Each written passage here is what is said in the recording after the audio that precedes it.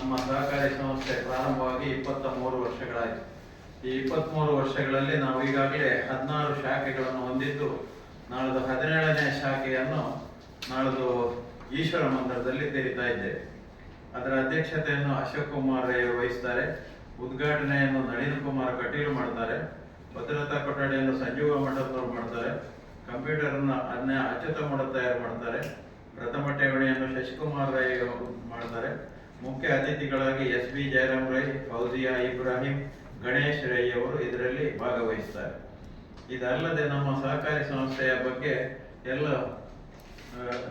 ವಿವರಣೆಯನ್ನು ನಿಮಗೆ ಕೊಟ್ಟಿದ್ದೇವೆ. ಆದರೆ ನಾನು ಹೇಳುವಂಥದ್ದು, ನಾನು ಸಹಕಾರಿ ಕ್ಷೇತ್ರದಲ್ಲಿ 57ನೇ ವರ್ಷ ಕಳೆದು ಇದು 58ನೇ ವರ್ಷಕ್ಕೆ ಪಾದಾರ್ಪಣೆ ಮಾಡ್ತಾ ಇದ್ದೇನೆ.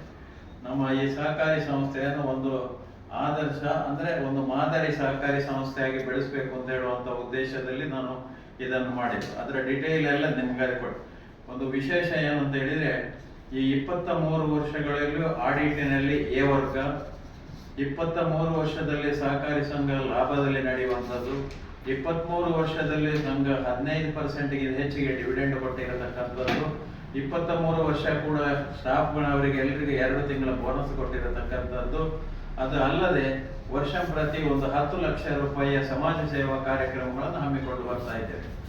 ಸರ್ಕಾರಿ ಶಾಲೆಯ ಮಕ್ಕಳಿಗೆ 7ನೇ ಮತ್ತು 8ನೇ ಕ್ಲಾಸಿನ ಮಕ್ಕಳಿಗೆ ಸುಮಾರು 250 ಜನಕ್ಕೆ 2,000ದಾಗಿ 5 ಲಕ್ಷದಾಗಿ ಈಗ 6 ವರ್ಷದಿಂದ ಕೊಡ್ತಾ ಬರ್ತಾ ಇದ್ದೇವೆ.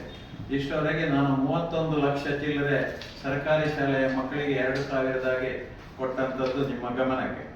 ಮತ್ತೊಂದು ವಿಶೇಷ ಏನಂತ ಹೇಳಿದ್ರೆ, ನಾವು ಈಗಾಗಲೇ 1 ಕೋಟಿ ಚಿಲ್ಲರೆಗೆ ಒಂದು ಜಾಗವನ್ನು 75 ಸೆಂಟ್ಸ್ ಜಾಗವನ್ನು ಸವಣೂರಲ್ಲಿ ಖರೀದಿ ಮಾಡಿದ್ದು, ಈಗಾಗಲೇ ಅದರಲ್ಲಿ 5.5 ಕೋಟಿ ರೂಪಾಯಿಯ ಕಟ್ಟಡ ನಿರ್ಮಾಣ ಹಂತ ಸಂಪೂರ್ಣಗೊಳ್ಳಲಿಕ್ಕೆ ತಯಾರಾಗಿದೆ.